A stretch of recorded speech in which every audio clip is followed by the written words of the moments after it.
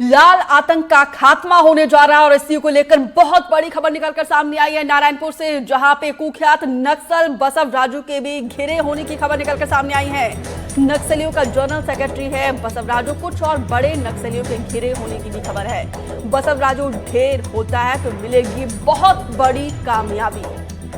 देखिए, सुबह से ही रुक रुक कर यहाँ पे एनकाउंटर जारी है। 20 नक्सलियों के ढेर होने की खबर निकलकर सामने आई है, लेकिन सबसे बड़ी जानकारी ये है कि जो नक्सली ढेर हुए हैं उसमें कई बड़े कैडर के नक्सली शामिल हो सकते हैं। विकास तिवारी ज्यादा जानकारी के साथ जुड़े हैं। विकास, आज के एनकाउंटर की सबसे बड़ी खबर ये है कि जो नक्सलियों का जनरल सेक्रेटरी है बसव राजू, उसके भी ढेर होने की खबर निकलकर सामने आई है।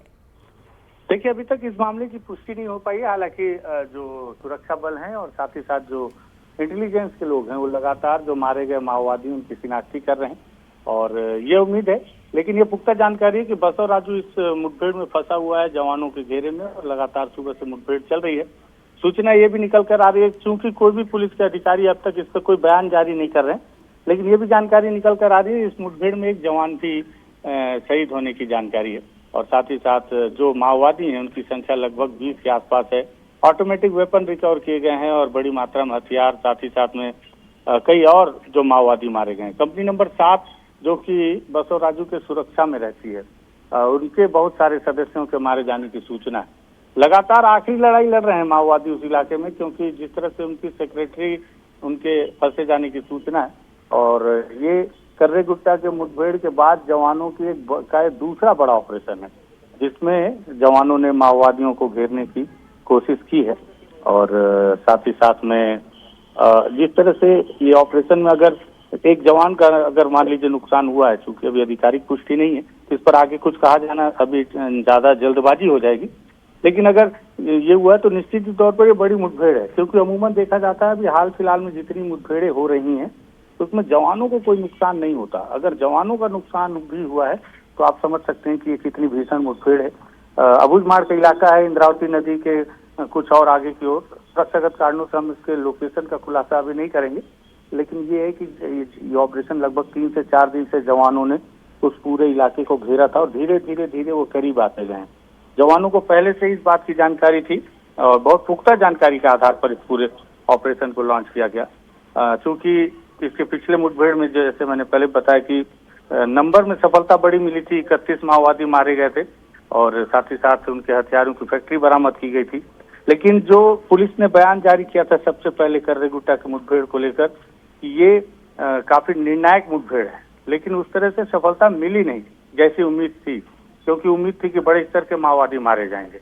तो उसके बाद से ही लगातार जवान इस पर मंथन कर रहे थे, सुरक्षा बल के और इंटेलिजेंस के भी लोग इस पर मंथन कर रहे थे कि जो पुख्ता जानकारी थी कि कर्रे गुट्टा की पहाड़ियों में उन्हें बड़े स्तर के माओवादी नेता मिलेंगे जो मुठभेड़ में मारे जा सकते हैं।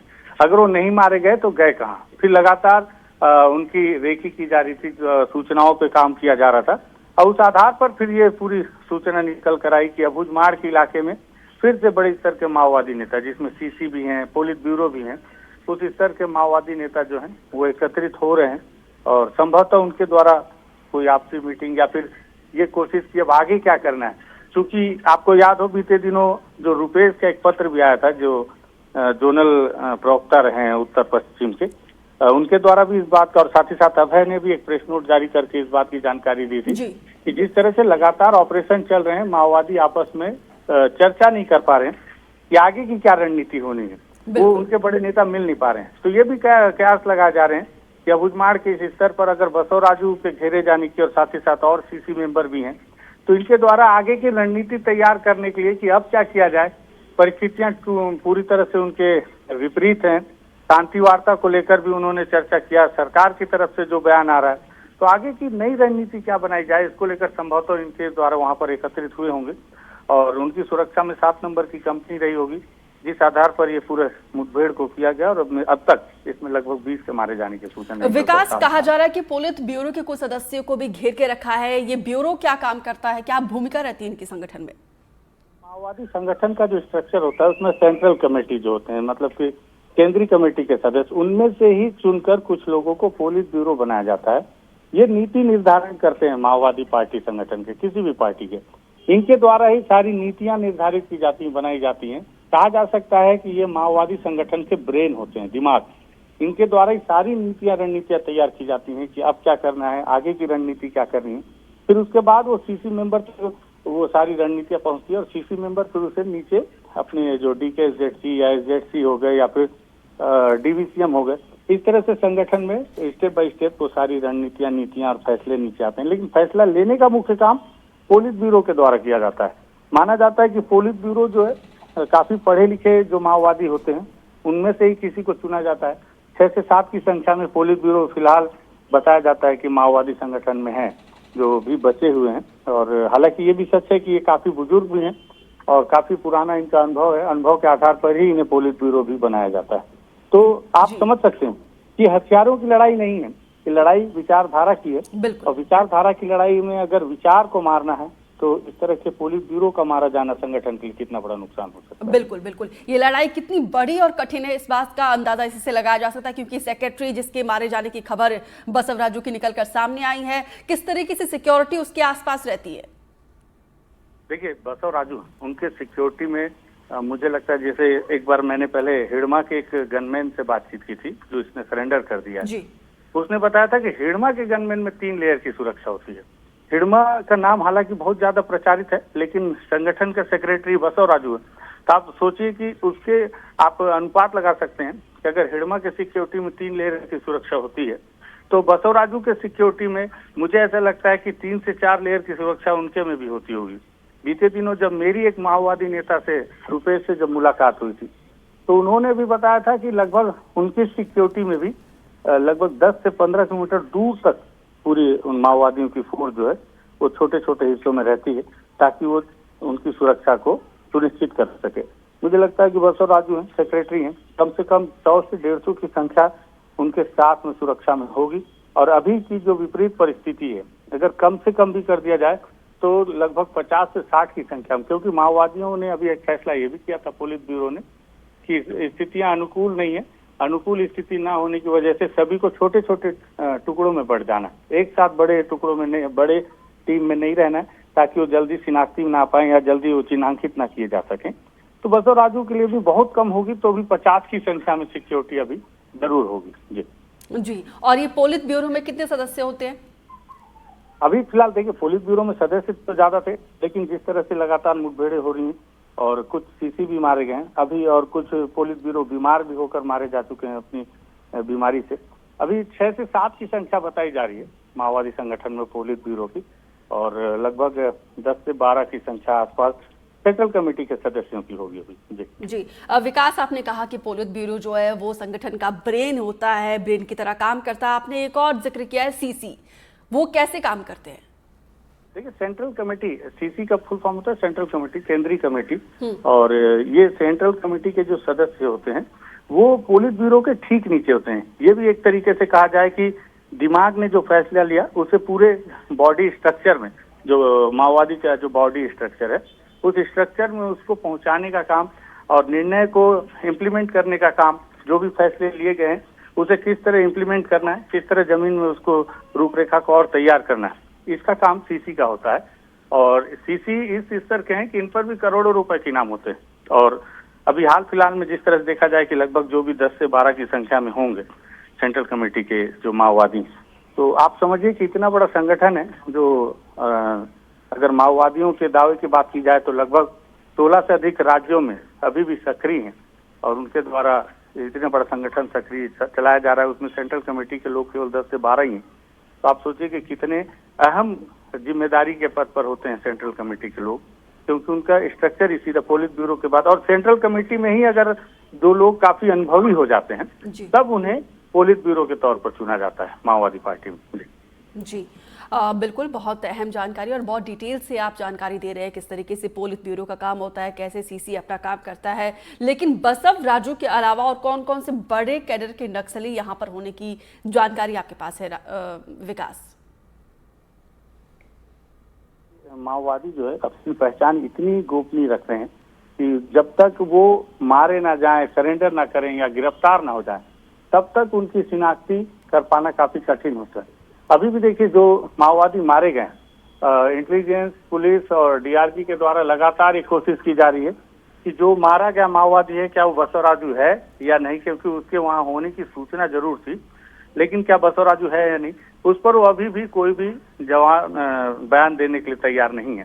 तो ऐसे में जब भी ये अपने स्थान को बदलते हैं तो इनके द्वारा नाम बदल दिया जाता है। माओवादियों को लेकर एक बात भी क्लियर है कि वो छद्म लड़ाई लड़ते हैं, तो हमेशा उनका नाम, उनका पहचान भी छद्म होता है।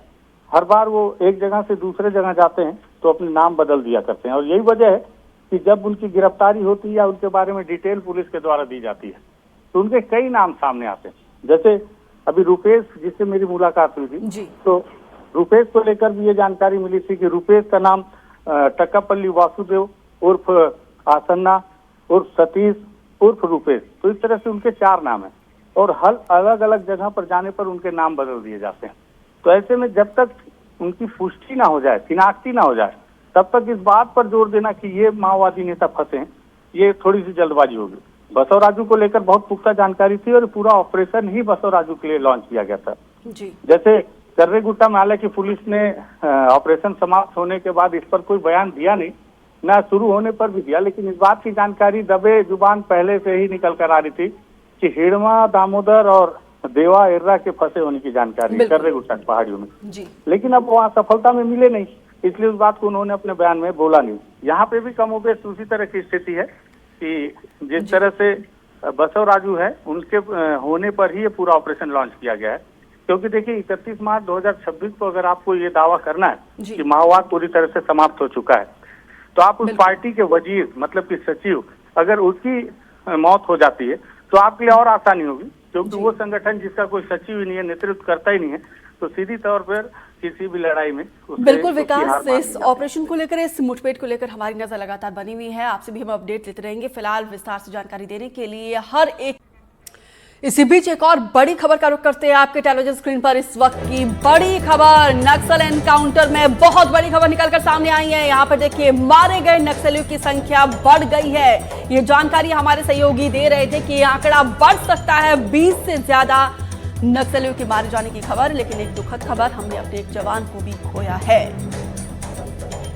नक्सलियों का जनरल सेक्रेटरी बसवराजू के भी घिरे होने की खबर है। कुछ और बड़े नक्सल के घिरे होने की भी खबर है।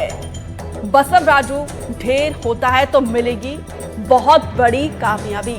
जुल्फिकार ज्यादा जानकारी के साथ जुड़े हैं। जुल्फिकार, नक्सलियों के मारे जाने की संख्या बढ़ सकती है, जानकारी आप सुबह से दे रहे थे, जो बढ़ चुका है, लेकिन दुखद खबर ये कि हमने अपने एक जाबाज जवान को भी खोया है। ये खबर है कि एक जवान शहीद हुआ है, लेकिन अभी इसकी आधिकारिक पुष्टि नहीं हुई है। लेकिन ये जरूर है कि ये एक बड़ा ऑपरेशन सुरक्षा बलों के द्वारा चलाया गया है और इसमें एक बड़ी सफलता सुरक्षा बलों को मिल सकती है।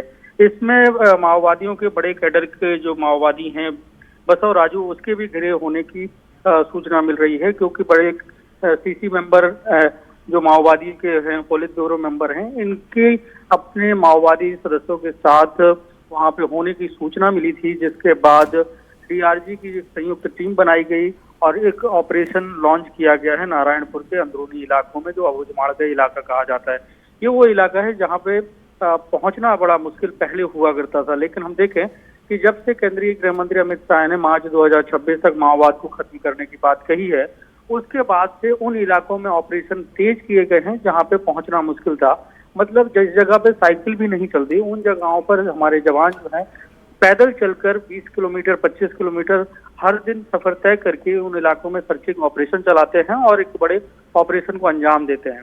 दीपिका, इसके पहले भी हम देखें कि कर्रेगुट्टा की पहाड़ियों में एक बड़ा ऑपरेशन लॉन्च किया गया, जिसे कहा गया कि छत्तीसगढ़ के इतिहास का सबसे बड़ा नक्सल विरोधी अभियान था, जो 21 दिनों तक चला और जिसमें 31 माओवादी मारे गए। हालांकि उस ऑपरेशन में बड़े माओवादी, हिड़मा जैसे बड़े माओवादियों के होने की सूचना थी, लेकिन इतनी बड़ी पहाड़ी थी, उसको ये देखे कि उसका जो सरकमफ्रेंस था, जो परिधि थी, वो 250 किलोमीटर से ज्यादा थी। तो लेकिन लंबे दिनों तक चला, लेकिन अंदरूनी इलाकों में जो उनके पनाह गाहें थी, उन सभी को ध्वस्त कर दिया गया और बड़ी संख्या में जो आईईडी उन्होंने लगाए थे उनको डिस्पोज ऑफ किया गया। तो वो कहें कि अब वो पहाड़ी जो है लगभग 70 to 80% सुरक्षित हो गई, क्योंकि वहां पे सुरक्षा वालों को ये पता हो गया कि कहाँ से जाना है किस तरीके से उस तरफ पर ऑपरेशन चलाना। वैसे ही अबूझमाड़ के इलाके में जो ऑपरेशन चलाया तो सुरक्षा बलों ने एक बड़ी कामयाबी है। जब ये सूचना आएगी कि बड़े कैडर के माओवादी मारे गए, अभी जो सूचना आ रही है कि बड़ी संख्या में इसमें माओवादी मारे गए हैं, सर्चिंग ऑपरेशन चल रहा है और मुठभेड़ भी चल रही है, और जैसे ये सुरक्षा बल ऑपरेशन कंप्लीट करके वापस लौटेंगे उसके बाद पूरी डिटेल साफ होगी कि कितने लोग मारे गए और किस कैडर के बड़े माओवादी हैं। जी जुल्फिकार, पहले 20 का ये आंकड़ा था मारे गए नक्सलियों की संख्या, आपके सोर्सेस क्या कह रहे हैं, कितने और नक्सलियों के मारे जाने की खबर है? ये संख्या 25 से ज्यादा हो सकती है, और इसमें खुद उप मुख्यमंत्री का भी अभी जस्ट एक बयान आया है और उन्होंने 26 माओवादियों के मारे जाने की पुष्टि की है। तो अब इसे ये कह सकते हैं कि 26 माओवादी इस इनकाउंटर में मारे जा चुके हैं, और एक बड़ा एनकाउंटर चल रहा है। तो ये संख्या आने वाले वक्त में और भी बढ़ सकती है, क्योंकि आधिकारिक तौर से अगर हम देखें तो ये जो उप मुख्यमंत्री ने कहा तो उसे 26 माना जा सकता है, और ये संख्या और भी बढ़ सकती है। जी बहुत शुक्रिया जुल्फिकार विस्तार से जानकारी देने के लिए। विकास भी हमारे साथ जुड़ गए हैं। विकास, क्या जानकारी है आपके पास?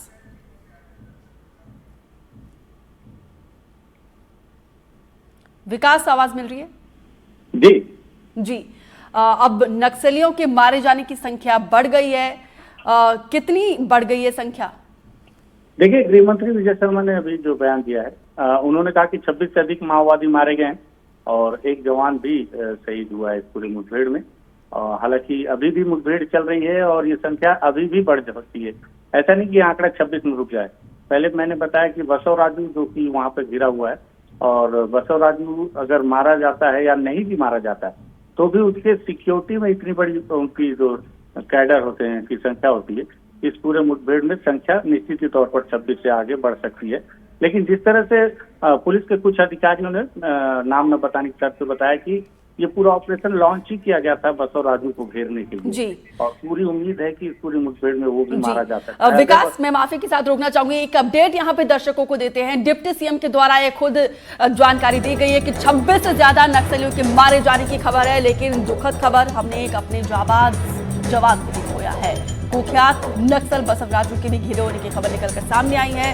नक्सलियों का जनरल सेक्रेटरी है बसव राजू, और कुछ और बड़े नक्सलियों के भी घिरे होने की खबर निकलकर सामने आई है। देखिए 26, अभी ये आंकड़ा और बढ़ सकता है। सुबह 20 नक्सलियों को ढेर किया था हमारे डीआरजी के जवान, जो फ्रंट फुट पर आकर नक्सलियों के ऊपर काल बनकर टूट रहे हैं, और ये आंकड़ा देखिए 26 से ज्यादा नक्सलियों के मारे जाने की खबर भी निकलकर सामने आई है। जिस तरीके से चारों तरफ से घेर के रखा है और बड़े कैडर के नक्सलियों के होने की खबर भी निकलकर सामने आई है। जो सेक्रेटरी है बसव राजू, उसके भी घिरे होने की खबर है। तो आप अंदाजा लगा सकते हैं कि ऑपरेशन कितना बड़ा है, क्योंकि जो सेक्रेटरी वहां पर है तो उसके आसपास सिक्योरिटी का आप अंदाजा लगा सकते हैं, और वो अकेले नहीं होगा, उसके साथ भी कई बड़े कैडर के नक्सली होंगे, जिसकी जानकारी लगातार हमारे सहयोगी विकास सुबह से ही आप तक पहुंचा रहे हैं कि कई बड़े नक्सली, जो करेगुट्टा में जो कमी थी, क्योंकि वहां पे हम उम्मीद कर रहे थे कि बड़े नक्सली ढेर हो सकते हैं, वो कमी यहाँ पे पूरी कर रहे हैं हमारे सुरक्षा बलों के जाबाज जवान।